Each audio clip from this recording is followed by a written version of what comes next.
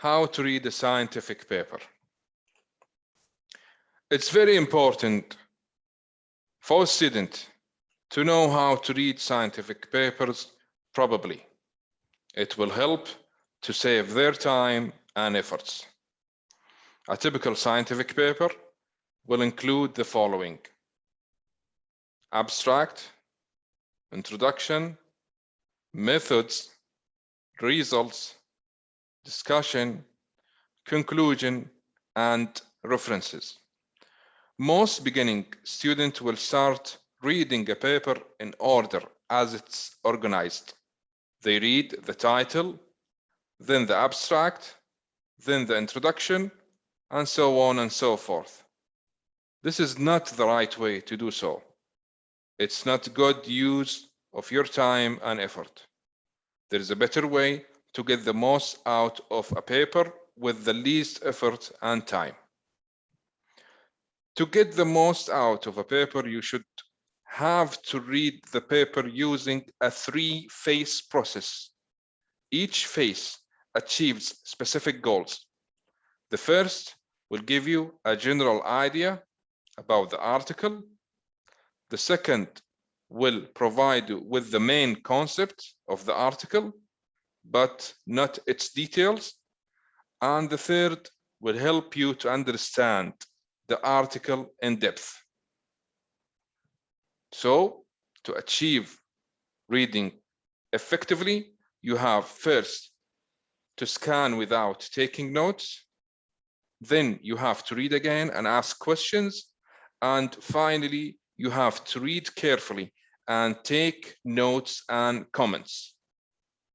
Phase 1, it's a quick scan to the whole article. You should read the introduction and conclusion only. Also, you have to take a quick look and list all the main ideas. And also, you have to look at the references, especially the recent ones. This phase will take no more than 10 minutes of reading. Phase 2, you have to read the entire article more carefully, list the questions that the article aims to answer, make your own comments as you read, and look carefully at figures, tables, and captions. And it's useful to mark all relevant references for further reading. This phase should take about an hour of reading. Phase 3. The key here is to pay attention to details. Use mind mapping to organize the information you're reading. Take notes. Include and write short summary of the most important information you have found. At the end of this stage, you should be able to reconstruct the entire paper, identify assumptions, and as well as identify both strengths and weaknesses of the article. This may take you from 2.5 up to 3 hours of reading. Finally, it's highly recommended to keep reading anywhere, anytime, anywhere, anyhow.